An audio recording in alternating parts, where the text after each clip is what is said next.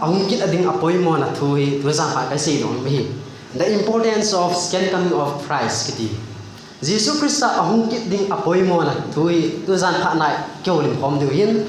itu in za ha điều ta san min jang la avera tu ta pa na isi đó mi kêu vin Jesus Christ ông kít ding apoi mo na itiham mi pi ho lang hi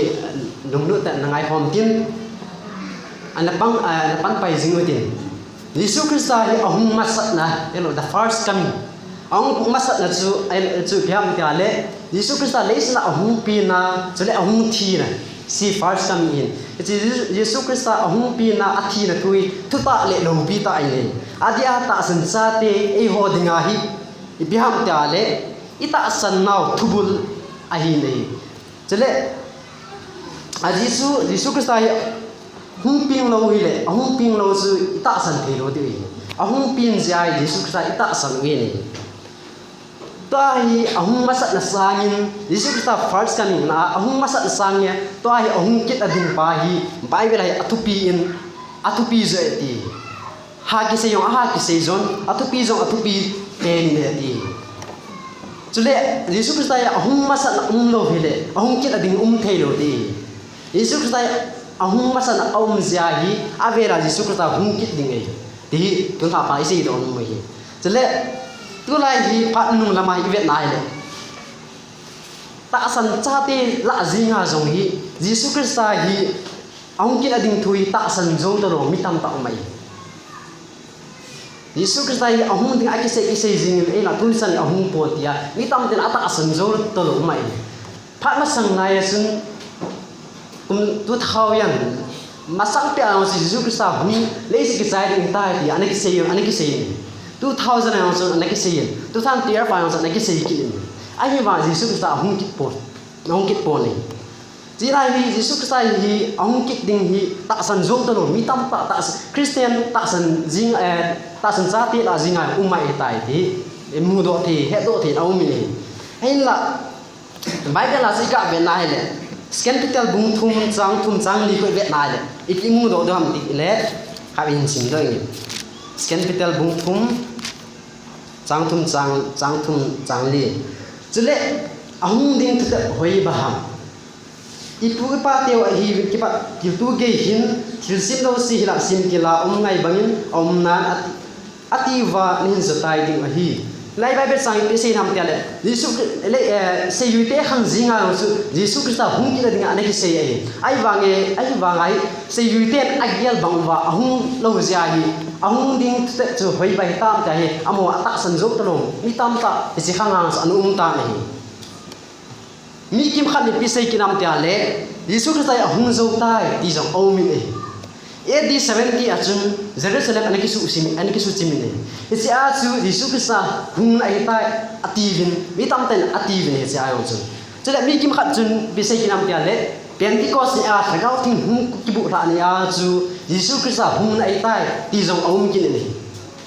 a hin la isi do mun chu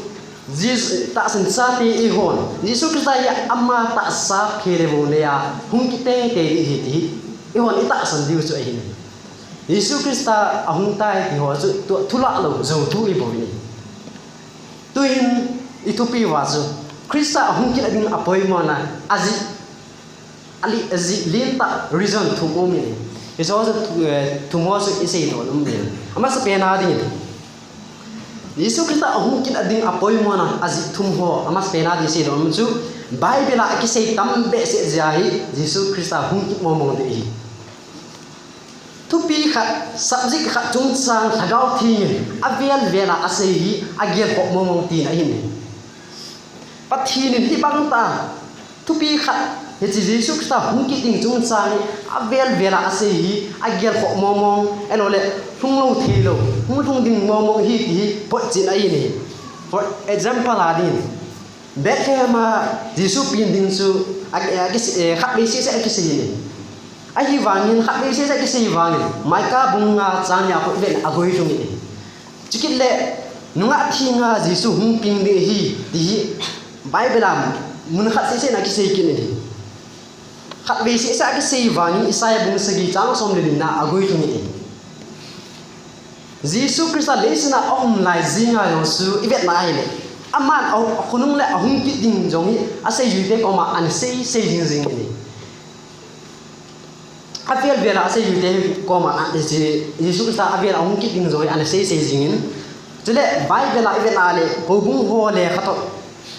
sunga pool sorsa pool jele Peter John jele adang dang ho jo sin ho Jesus Christ hung na ding hi ase khachi ubeti bible la kuna mu do the ne Beliau sun John sung adia John sung ahi Yesus Krista John cingau pan patinin vana elole patinin mu tilmu vision ane se ini Yesus Krista hung ding tiang le pipi tabang ni daham Yesus Krista hung tiang le iti hung daham jiwa Yesus Krista vision an mu se ini tabang sun hin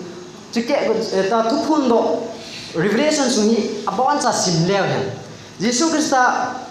apum cenga hi Jesus Krista ahung kit ding dan jale ahung tiang le ipipitil su ding ham elole ahung kit tiang le ipipitil daham ti Revelation sungai sim le su ke ni isia hi Jesus Krista ahung kit te di hi ji Bible la kuna mu to ti we su ama sa pena ji do nomin ani jan a ding Jesus Krista anato va na lai Jesus Krista hin panmun to mun thum ane icho thum hi asu budi ngai jos hi asu budi dingai asu budi apoi mo jagi Jesus Krista leis na hung kit dingai chu apoi mo nai ai de Jesus Krista anato mun thum ane hoi ki ham ti veleu ha amas pena din himgao prophet himgao ai ani na din timpu preach ahi ni atum na digin leng king ahi ni icho tum hi asu burit poimo ahi icho asu burit dingai Jesus Krista leis na hungkit dingai icho tum ho jong hi achien chaya hil chin le hung sao di icho ai achien chaya hil kan hi chu lo de tan Jesus Krista ai na chom che khat ga se de han thim gao na to lai si pa tham ga be le han Jesus Krista ahung pi na chun thim gao bai ahung pi ni jale thim gao bin thu asein thim gao bangin hunung nga ahung thung ningo amuin thim gao bangin ahung thin thim gao bang ma in bana ka to in chu Jesus Krista an to mun ama sa pen thim gao na to na se ni chu leisi na ong la hin aki sai tan chi first pen ato sai tan ale to ani na su piam tia le thim pu ni tu to Jesus Krista pa kho ji lama to wa thibana thim puna ato pe tai acha ten chon si abola cha ten ama dung de loi ko man teng le pathin ko ma ei taw pi ji we je thim puna e ho ringa ei to pi naw ani tu to Jesus Krista to muni thim puna bana pa ji lama to wa thim puna ato pe tai hi to hi avat na lai biam te la lenga pan hung ba na lai lenga pan hi pha le lenga pang dingam ji isi lenga pandinga apan avat na lai jai Jesus Krista hung kit dingi isi lenga pandingi red sal zo hi tan istu yong hi kan se sawl bi tai isi avat na lai isi subri dinga hi Jesus Krista hung kit dingi hi pai si do no mi za nga cho Bible cha in sim do na chu an ve le Hebrai bung ko sang som ni li apat a som ni le gi chan ve le hi chu song hin Jesus Krista chu thim gao hin thim pu hin chale leng a hi iwang kisun lo di a hi wangin Jesus kilat na appearance Jesus kilat na appearance zatum ho kisei ho akuna kisei ta mu do thi ong mi ni e ho pau Bible e mi a ku ki Bible e ho pau a hi kichin ta an ki le do zo hi zo le English pau sa pau hi hon sa pau wa Bible an ve leo he chin ta kichi ta imu de wi Hislaya Bible Hebrai sunga Brai bung ko sang som ni li sing zo ve le English pau wa ve leo he chun pakai ji su chon si su be na ding hin tu khang nung pe hin khat ve si ahung kila tan he appears atini English pau sun he appears atini jade bung ko sang som ni li ma se ve leo chun tun ei ho zala pathin anga kilang ding now to appears atini jale bung ko sang som ni li as ve leo chun to ahung kilang ding sal da appears atikin sal da appears in agisun ni hi cha ko na hi Jisu Krista panmun thum ho thim gao bangin ahung kilang do tan jale thim pu bangin kilang do dingin tu hin e ho zala pathin anga alu pe ta he tin Bible sun cha som ni la lima ma sun jale i na ham le ani ve na ton sit be hila ama nga azing ho ton sit su be hila ama nga azing ho hu hing dinga hung kilang do ding hi ti chen ta he thi au mi ta san cha te hu hing na to bu ta thum chan na ise do mu chu kan se sao lo din athum chan na azi pi pen athum chan na ga be le ta san cha te hu hing na to gon bu hing lo lai isi ta san cha te hu inga to gon bring lo lai avak na lai hi su bri dinga Jisu Krista hung ki ding hi si do no mi pathin hi ipidinga tunisan dia Jisu Krista tunisan dia ipidinga hung lo ham ti ale Jisu Krista mission si ho inole ta san cha te hu hing na to gon bring abu se abu ring sa dinga hing ki ding ga se ringin e ho hi sin tila pani chon si hung hi ve i chon si ton so na ta don mun dang ji ding ta sa chu ton so na van gam hu hing na isan thi le di wa chu Jisu Krista e ho ing sa do vin chu e heaven ai le ki sa chu ki sa yin thi lo bai Jisu Krista ita san hi ita san wa chu mo ki sai ding hi lo vin eho ita san za la wa chu ehon pathin ko ma the di wa chu Jisu Krista ahung ki ngai Jisu Krista ahung ki lo wa le ehon pathin ta san matin hu ing an le jong le hen Jisu Krista ahung ki lo wa le ehon so van ma isi the lo du e eho cham chama pakai su za la wa chu eho cham chama van ma isi the lo bai zon bung so zon na se bet na le kapa ina chen num tam ta au me ong lo le na za wa ka sei ta ding ham cái mà chuyện là năng hồn hung thế là đi và cái mà làm pi xí mà xí đấy thì chỉ là ý kiến mà cái mà cũng ít đừng hi năng hồ bùi cũng được thì cái sự bất định ngào phụ cái hồi ta sinh ra tiền Jisu Krista phụ huynh na phụ huynh bảo liền bảo isan bảo hi cái hồi bắt thêm có mà thế là đi vậy Jisu Krista hung ít đừng bồi mua hi để bài xí rồi nó hi chỉ là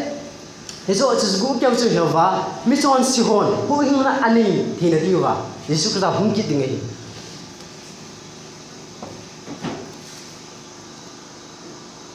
ai hi chi buling sa dinga chu Jisu Krista hung ki ding hi ti pai si don min chule hi chi thu hi Bible sa mun phap im zo ki mukin in sa Bible cha sim don wa so ki mukin ni Hebrai bung ko sang som ni dinga su ve le su Jisu sa ama nga azing ho dinga chon se na be hi la hu hinga mu na dinga ani ve na hung ki lang de hi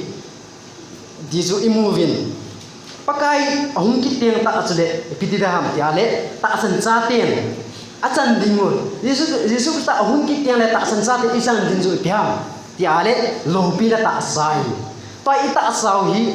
Jisu Krista hung tiang le ita sau hi ki hial le tai Jisu Krista e pi du zu piam te le lo pi la ta sai ni chale thi thei ta lo ta sai ni to ita sau hi thi thei ni em Jisu Krista hung ki tiang su le ita sau thi thei ta lo di cho nên tôi ta sao muốn mang thế này, ấy là Jisu Krista hung cái tiếng là sun, ta sao muốn mang thế rồi đi tại, lâu pin ta sa, là muốn mang thế rồi ta sa, thì thế ta rồi ta sa, cái vấn đề tại, Jisu Krista thi thô độ nữa anh ta sa cái gì này, Jisu Krista thi thô độ nữa số ta sa, van vô, anh bằng số ihon song, Jisu Krista hung tiếng ta số lệ, ta sao cái healing van ho ki vandu Jisu Krista to iba adu hi isan diu Christian ta san cha te isan diu chu en ni he chu hu hing la den thuma hin he chu to hung thung lo rai Jisu Krista hung te la chun he chu ta sei ho chu ho chu ha ding ine diu ta Jisu sei don me he ji a chu Jisu Krista hung ki ding hi pa hi ise don me hi he ji chun Jisu hung ki lo wa hi le ta san cha te hu na to gon bun lo ding hin Izin na chu Jisu Krista hung ki te hi thi sei do no me hi Jisu hung ki do wa le i wo ki hial the ro di Jesus Christ ahung ki tiang chule ta sau vo ki khia du hin Jesus Christ ahung tiang de bo chun e hon inei thei du hi I pa se se don min Jacob bunga sang si ve leo chun isa wi bi mu no ham tia le Jacob bunga sang si ga ki sei banga pakai hung kit na ding chu lo lo mi hon gutui samasa in muci at he ahung ke in gutui sanunga aga ki pa a jiu banga ji thut te ka na se Bible chang ve le chen Jesus Christ ahung ki ding to ahung masa na le ahung ki ding te ka na thu ai se Bible chang Jacob bunga chang si ve la hoi ta si ma le pakai hung ki ding su lo lo mi hon gutui lo lo mi ho hin akine naw jam gutui hin lo ibo te le gutui tui um lo le sang ho i bang ta ki thi lo di le na chu lo lo mi hon gutui samasal le ani ve na athi ahung ke ni go hung zu te le sang ho hung ke do banga ho e ho jong ita san naw hi Jesus la hung te le bo hin bu thing di ti pai se Bible chang thu te ka na ko na zo mu do te um mi ni ga se ding zong chang thu pat chang thu phat nga la chang at phat ta lo ti chu hi thei lo ding hi ta bang ha su Jesus Christ ahung masa na la wale ong ki la ding chu thei lo di hi Jesus Christ ahung masa na ja chu Jesus Christ ahung ki la ding zong de hi ti pa chu lai ka na su mu do te ikinin tele pakai Jesus khap bei hunga Jesus Christ le sina hunga abela ong ki ta lo ding su hi thei lo hi ina chu Jesus Christ hi hung ki na poi mo hi Jesus do hung ki hi Jingka pha nga la ni sa pha ta lo ti su hi thei lo di ni jingka pha ma le ni sa pha zo ding ti na ni ta bang su ni Jesus Christ hung ki na ding apoi mo na su ni tuin a chai na ding Jesus Christ ahung ki ding apoi mo bangin ta san e ho zo ibon sawa hu hinga dinga poi mo hi ve e pa isi ro no mi sa ko na ila do no chu Jesus Christ hi ahung ki ding apoi mo bangin e ho zo van gama hu hinga dinga ipoi mo ve ti isi ro no mi hu hinga van gama dinga ipoi mo lo hi le Jesus Christ hunga e ho chon si ke la hung thilo di eho ipoi mo ji wa chu Jesus Christ hung ki ding apoi mo ma chu eho zong nang le ke zong bon chawa van gama puinga dinga ipoi mo ve ipai igiel do wa hisidinga iki gu ngai hi ipai si ro no me chule pakai su hung ding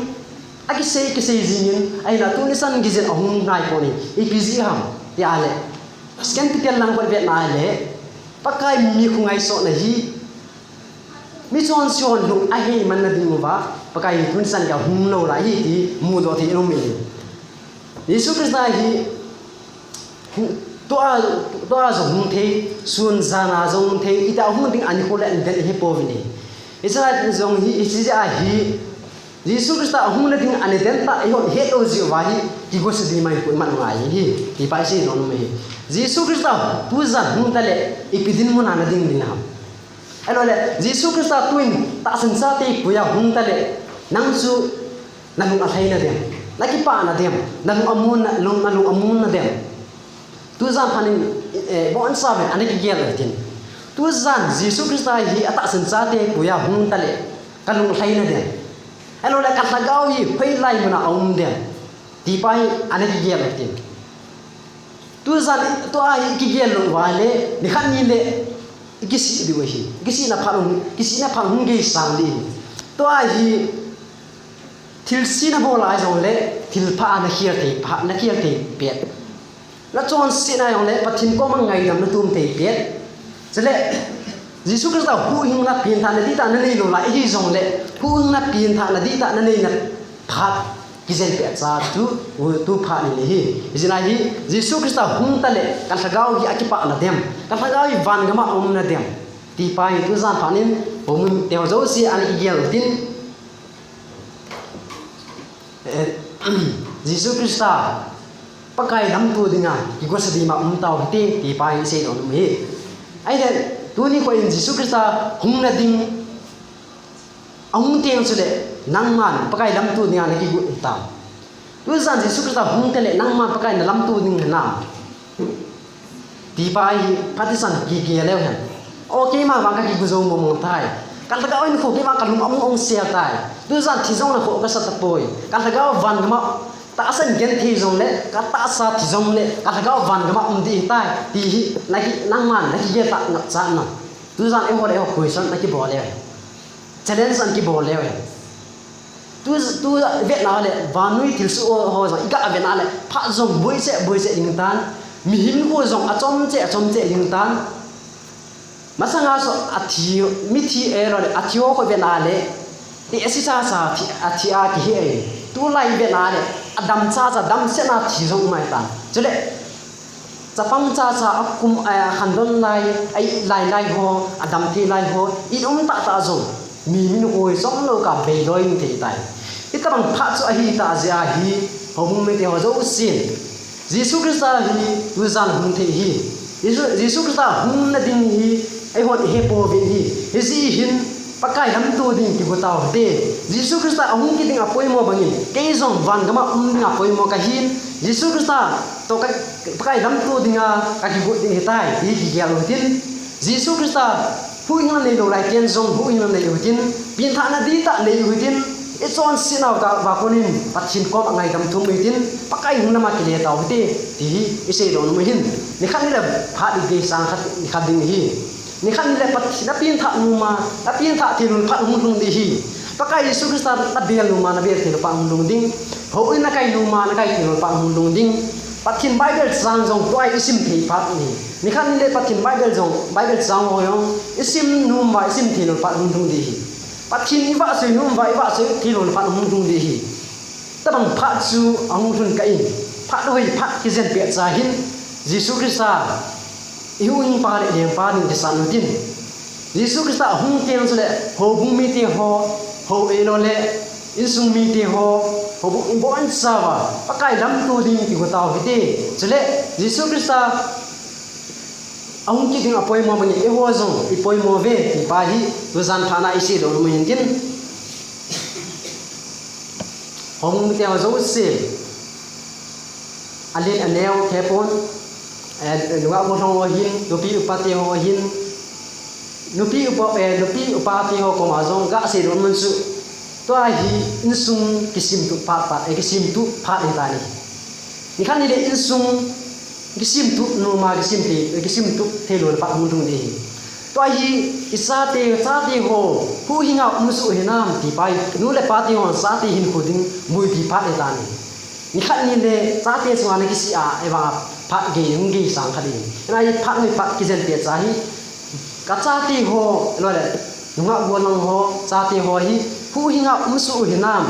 Rachel phung tele insung mi kim dila ka insung mi te to pakai ko ma kum di nam ti bai nu le pa ti on ki ya pha le ta ni chule nga bu thang ho zo le si nu sa na ta asalam ngai sa na in man pha le ta poi in hu ita be ni po vin ni khan ni le in hu ikisi du hi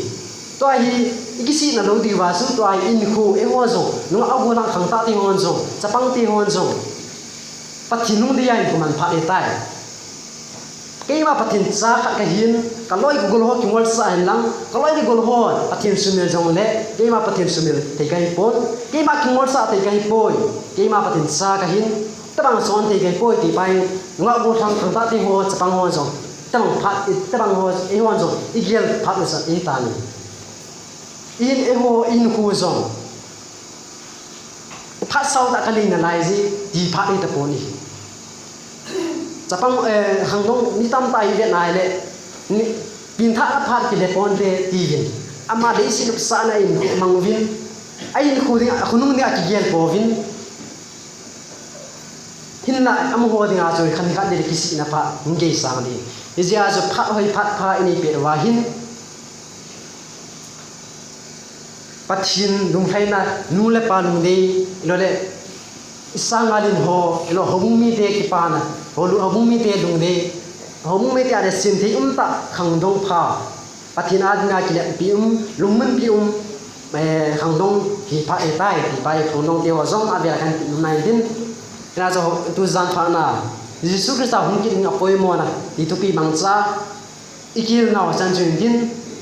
Jesus Christ hung teo sele ibon sa ba